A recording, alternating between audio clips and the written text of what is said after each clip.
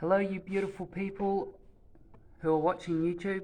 You know, you're probably not going to watch much of my stuff, but for those who are interested, here is a record 5.5 stay set hand plane. It's got a pretty sweet front knob, and what I do, I make all my rear handles, all my rear totes. I actually haven't been doing woodwork for a couple of years. C19 kind of put me out of business, so I had to go get a daytime job, and you know how it is. But anyway, I found this hand plane on Australia Gumtree, and I picked it up. It's a stay set, and when I got it, I kind of realized what I had. So I haven't done Stanley Bedrock, but I think this is the closest you're going to get to a Bedrock with the stay set. So with me, like I became an absolute hand tool, hand plane freak. I was using machinery when I first began my woodwork, and I had every type of machinery underneath, you know, God's green, well, God's heaven. And you know, I make more sense, and I enjoy using hand tools way more than machinery. You know, you can restore these, you maintain them, you learn your sharpening. That is super important. Once your sharpening is mastered, it's super simple. It's super easy, but you just have to master it. Yeah. You know, I do have battery cordless tools. I have a circular saw, I have a drill. I'm not really into my hand drills as such, although I should be. And I got into hand saws in a massive way, but then I'm sharpening them like all the time. So I use a circular saw for my rough cuts, and then I just clean them up with the hand planes. Hold on a second. I'll go get a hand plane that I made that's pretty rad.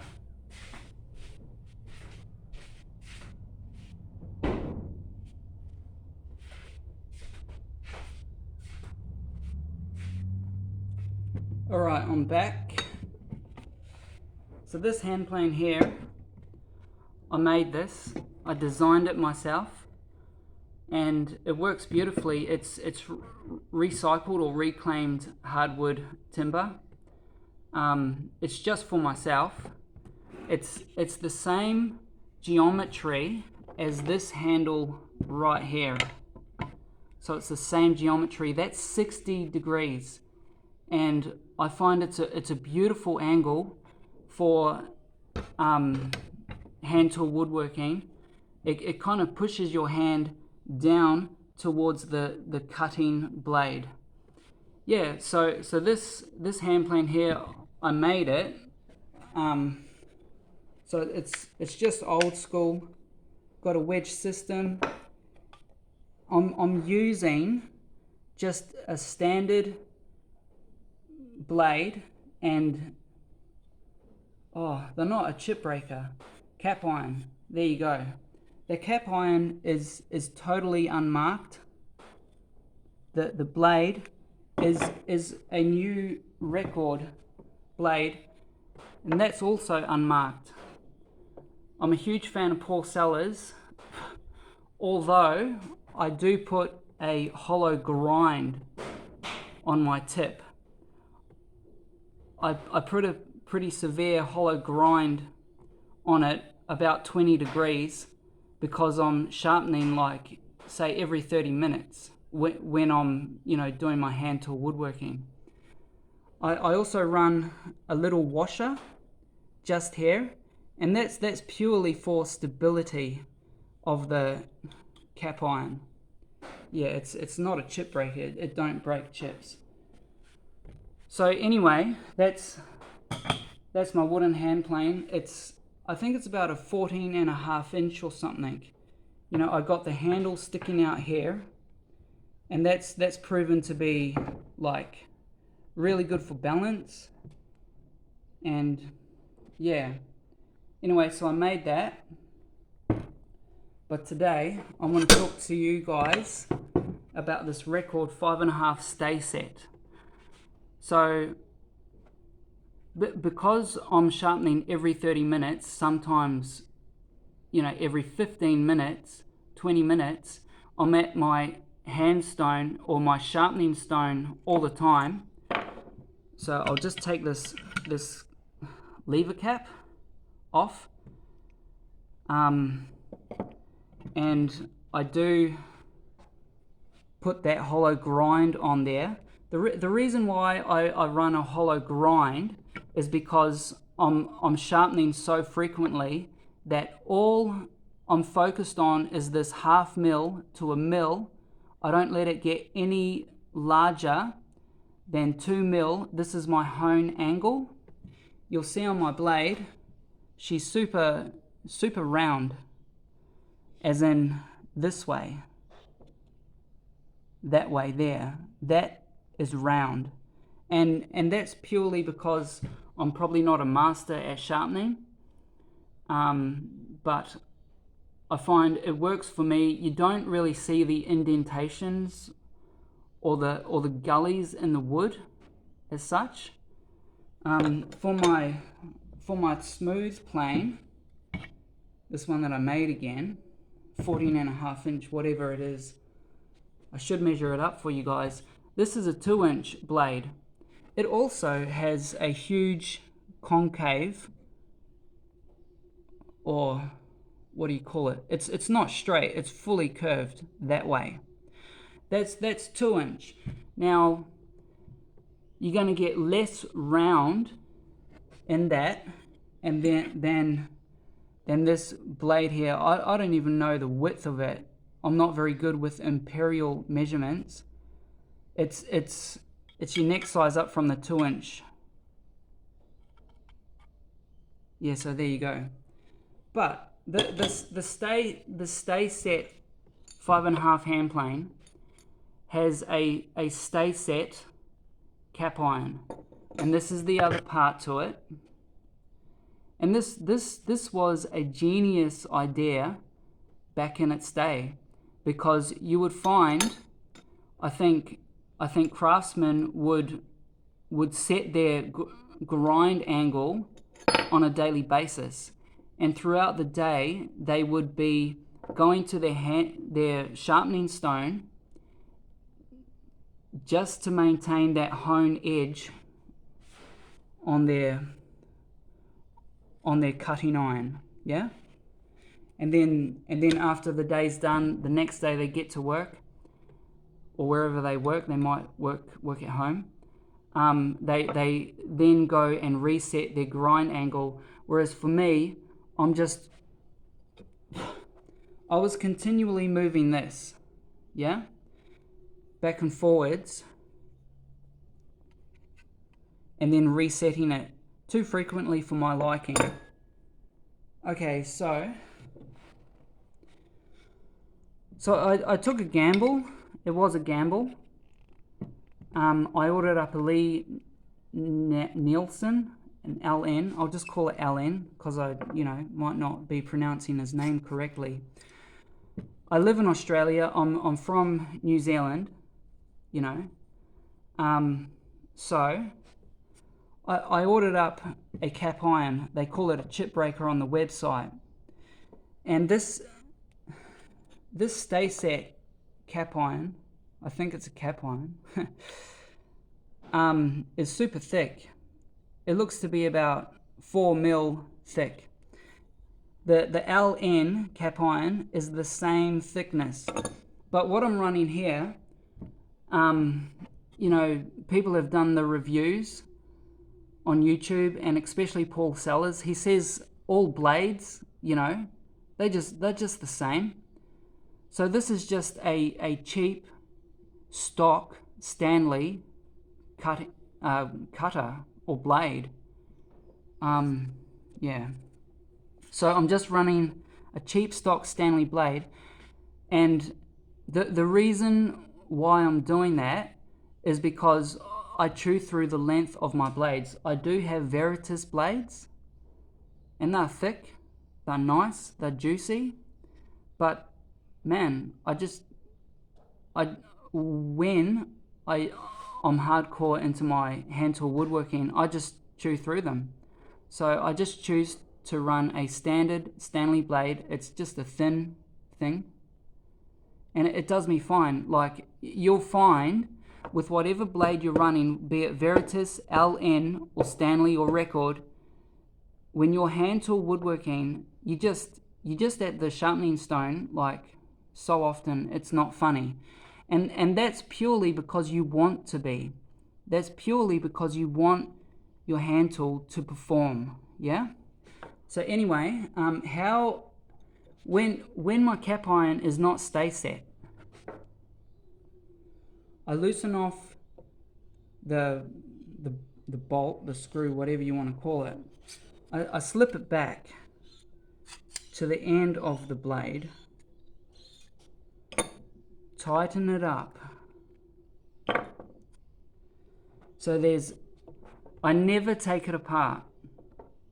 That's what a lot of guys do. They take it apart. Don't take your back iron and your blade assembly apart. Loosen the screw, push it back to the top of the blade, and go to your sharpening stone. And you've got plenty of room, or when your blade gets down here, you've still got room to grind, to hone, and then when you're done sharpening, loosen the blade, loosen the screw, set it back. It's a bit too tight still.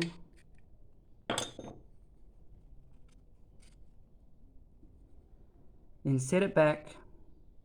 Yep, she looks pretty mad, pretty sweet. There, tighten her up. I've actually got a correct screw for tightening this up. It's something that I made. You don't need to go and buy one, you can make them yourself. It's just a wider, much wider flathead. I mean, I haven't been woodworking for a couple of years, since C19. You know, I got so quiet, I had to go get a job. I'll find it eventually, but yeah, that's how I sharpen. What I do I keep the assembly together, I push it back, then I loosen the screw. You've just seen me do it on video. Reset it, and you're good to go again. So this stay set, it's fantastic. Don't get me wrong, but for the amount of regrinding I do and the amount of honing I do, I probably just prefer this method here, because you just slide it back, then slide it forward, tighten it, and you're good to go. Do not take it apart when you're using hand planes and when you're sharpening this stuff, because you know, you lose time. But anyway, this is the Lee Nielsen. I said I'll call it LN. It's got no markings. I was actually surprised that it doesn't have the company name branded on it. Yeah, the length of the screw, I really like the length of the little screw. You can run a thick blade quite comfortably. This is the new, they advertise it as the new improved chip breaker. Yeah, but you know, I call it cap iron. I haven't taken any shavings yet, but it works. Those, I was just messing around before. So I spent 3 years restoring these, buying and selling, restoring. So I'm a home novice, you know. I've only learnt this from watching YouTubes and being fully hands-on down here in my shed. Yeah. So I spent 3 years restoring these, buying them, selling them.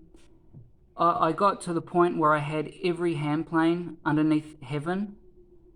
But then I found I would restore them, I'd set them up on the shelf, and if I didn't use them, come a rainy day and rust is back on them. So I'm actually down to one metal hand plane, and I'm using this one that I made as my smoother, and this is my preparation, I guess you could call it, hand plane.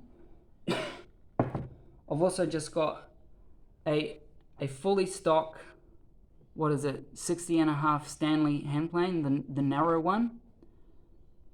There are wider ones. I sold my wider one, and I actually made a wooden cap, just here, with the wing nut mechanism, just here. And I'm probably gonna do the same to this one because it just worked fantastically. So what you do, you get this stock cap here. I find it loosens up all the time, and it annoys me. And when I go to resharpen the blade, I'm playing around with this screw here, and that also annoys me. So what you do, you just build that out of a piece of wood, softwood, hardwood, whatever.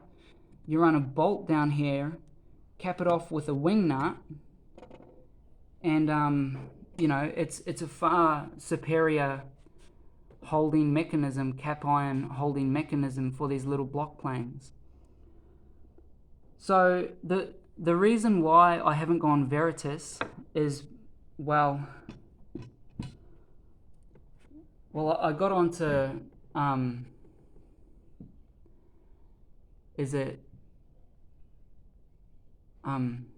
HNT hand planes, and he makes his hand planes with a 60-degree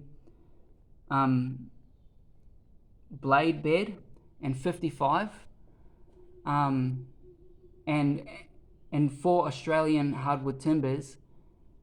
These things, they're fantastic for your day-to-day timbers, for your softwoods, for your pines, for 99% of timbers. But when it comes to your Australian hardwood timbers, I made this with a 60-degree blade cutting bed, so that angle there is 60 degrees.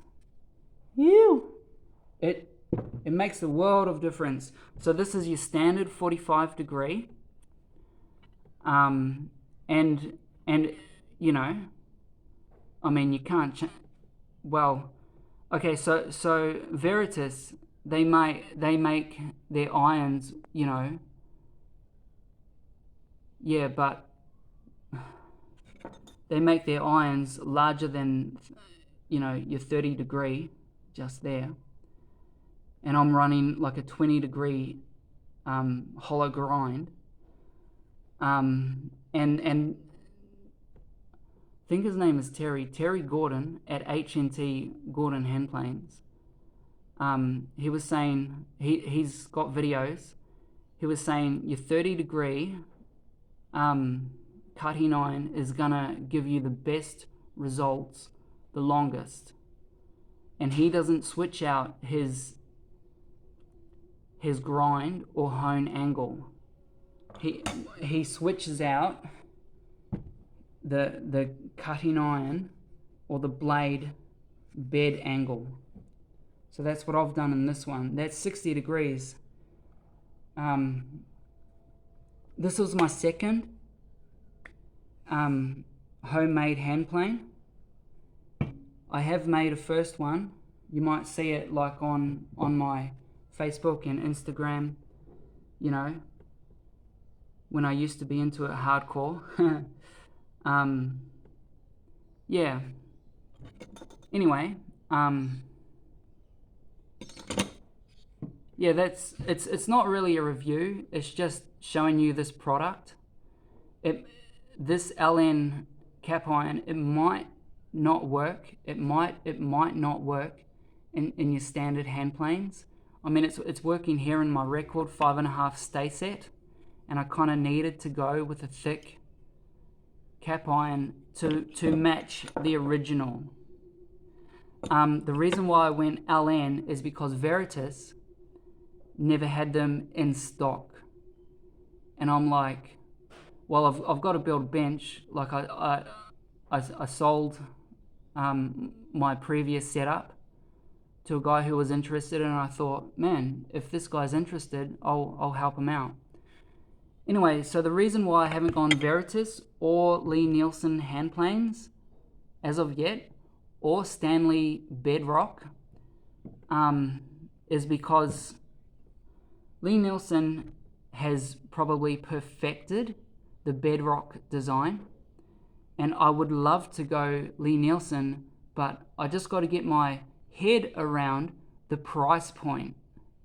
It's affordable in comparison to woodworking machinery, I get that, but then you can get these and restore them and get very good results. It's more so your mindset and how much time you're willing to dedicate into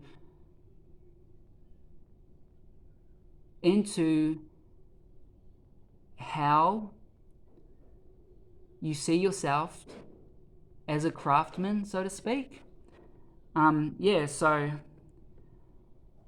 I don't think I'm going to go Veritas hand planes because of the design, and I mean, Lee Nielsen have the 55-degree frog, but I think before I go Lee Nielsen, I'm going to use this setup,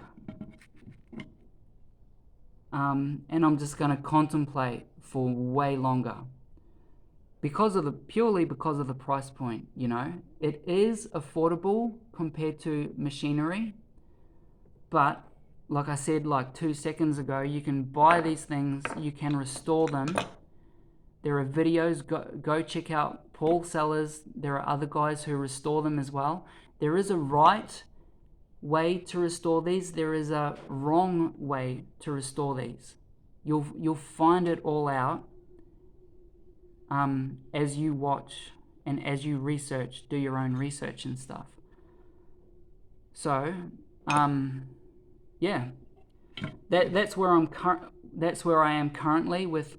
I mainly use hand planes. I do use hand saws, but I've been, using the circular saw for rough cuts, and then I just clean it up with these guys. Thank you for watching. Sorry if I've been rambling as such. This here is a bit of resin, 60-degree angle. You know, this is going off Terry Gordon's research about hand plane geometry. This is beautiful. This is also a thick handle. Well, it's just thicker, you know, like it's thicker than an inch, and I like that. I made this out of cypress. Cypress is not the best wood out there, but I mean, I'm a big believer of using recycled, reclaimed timbers and using what you have available. You know, that's giving back to Mother Nature kind of thing. Anyway, so with me, I don't know where my woodworking ventures are going to go from here. I was born, like you see my hand here. I was born that way, with a mild handicap, and as my mum said, you know, you just learn to, work with it, live with it. You know, I've been blessed with an arm, fingers, and a hand, and that's a blessing, you know. So anyway, I'll wrap up this video, you know, and happy pursuit whatever you're gonna, do in life. Stay positive and have a good mindset, man. Life is all about mindset, and you get it wrong. You make mistakes, but it's all about, I guess, in the end, staying positive. So thanks for watching this. I'll wrap it up. Yeah. Cheers for that, guys. Until the next video. See you later. Bye.